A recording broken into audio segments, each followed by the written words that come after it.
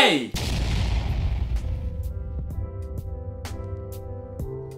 Bienvenue dans ce nouvel épisode d'Artiste 2.0. Vous ne connaissez sûrement pas ce concept parce qu'il est assez vieux sur la chaîne. Assez vieux, ouais.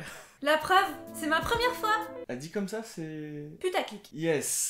Pour l'instant, cette série ne comptait que 2 épisodes. Ici, on a le 3e. Le premier épisode parlait de Loïs Van Barley. Le second parlait de vous. Voilà. Donc j'ai pas exploité le concept au max.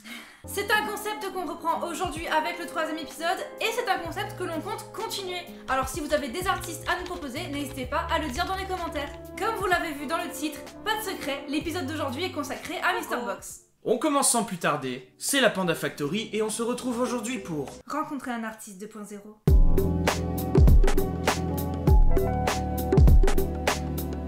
L'histoire commence à la fin des années collège, en 3e. Ce jour-là, une jeune boîte décide d'ouvrir son livre de français dans lequel se trouve une illustration. Comme toutes les petites boîtes encore aujourd'hui, notre jeune boîte se mit à recopier son dessin dans son cahier au lieu d'écouter en cours. C'est pas bien ça. Cet instant fut pour lui une révélation, et notre jeune boîte commença alors à raconter des histoires. Il a même tenté de faire une mini BD au lycée, 20 pages, comme il le dit si bien, de pur malaise. Des années plus tard, on est à la fac.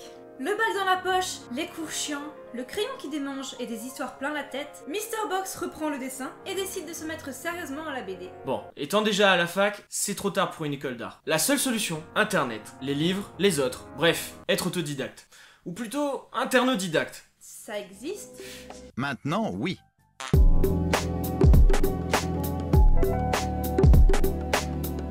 Après ses expériences et son apprentissage dans le dessin et la BD, c'est le moment pour lui de se lancer.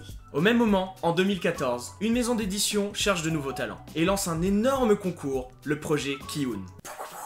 Notre chère boîte saute sur l'occasion. C'est son moment, son heure de gloire, et on le connaîtra tous sous le nom de Bioxman Rouge. Yes! On comprend qu'il trouvait ce pseudo pas pro et qu'il a changé de pseudo plus tard pour le pseudo qu'on connaît, MrBox, ou Monsieur Boîte pour les intimes.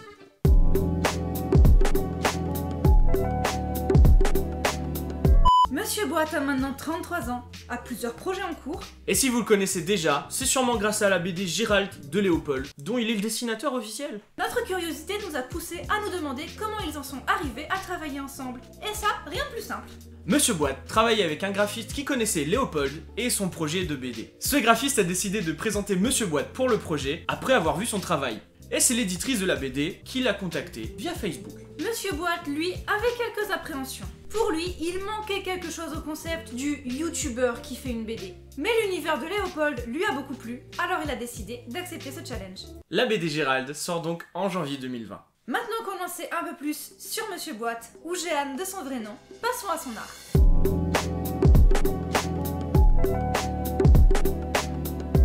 Il faut savoir que c'est quelqu'un qui m'a beaucoup inspiré sur mon travail personnel. Je l'ai connu sur un de ses anciens projets, c'était la BD dont les gens de Facebook sont les héros.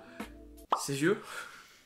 Bon, même si on retrouve une patte franco-belge dans ses dessins, on ressent que son style est très inspiré manga. Que ce soit dans son trait ou dans sa mise en page, on sent que l'art japonais a beaucoup influencé son travail. Pour connaître ses points forts et ses points faibles, rien de tel que d'aller les chercher directement à la source. On lui a alors posé la question. Et mine de rien, ce n'est pas un exercice facile. Selon lui, ses points faibles sont surtout techniques, que ce soit la perspective, l'anatomie, enfin, les techniques de dessin quoi. C'est un avis qu'on partage en suivant notre propre analyse de son style. Il est très loin du niveau 0. Mais comme tout le monde, et surtout moi, il peut s'améliorer sur ses points. Personnellement, je trouve que ça correspond au fait qu'il ait commencé le dessin tardivement.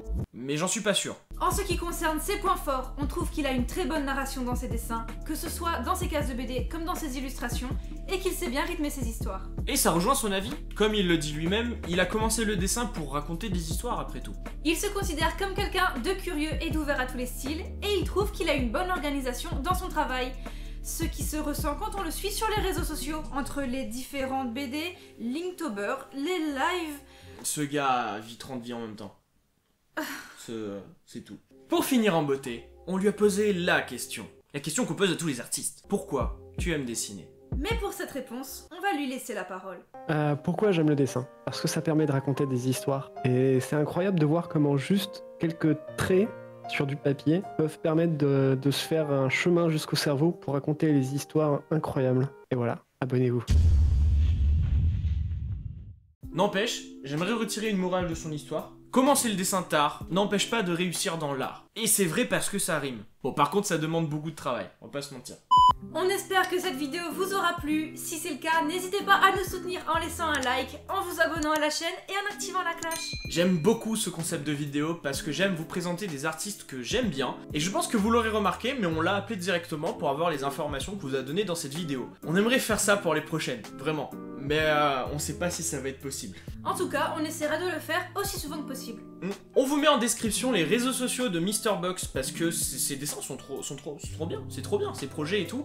Et d'ailleurs, on en profite pour vous dire qu'il est actuellement en train de travailler sur un webcomic. Si vous voulez avoir plus d'informations, allez le suivre sur ses réseaux. C'est un webcomic qui va sortir sur Toon Factory. On n'est pas du tout payé pour dire ça, mais comme j'aime bien son travail, je le dis quand même. Ça va s'appeler Le Grand Retournement, et ça va parler d'un monde où la gravité est inversée, j'imagine. Enfin, c'est oui, littéral. Ouais, voilà. Vous retrouverez aussi dans la description les liens vers nos réseaux sociaux, Instagram, Twitter, nos Instagram personnels, Discord, allez faire un tour, faites-vous plaisir et rejoignez-nous. C'était Dragonfly et Pandatomic, et on se retrouve la prochaine fois pour de nouvelles aventures. Out! Je fais la musique de l'intro. Clique sur les autres vidéos. La prochaine c'est mercredi pro. Mercredi pro.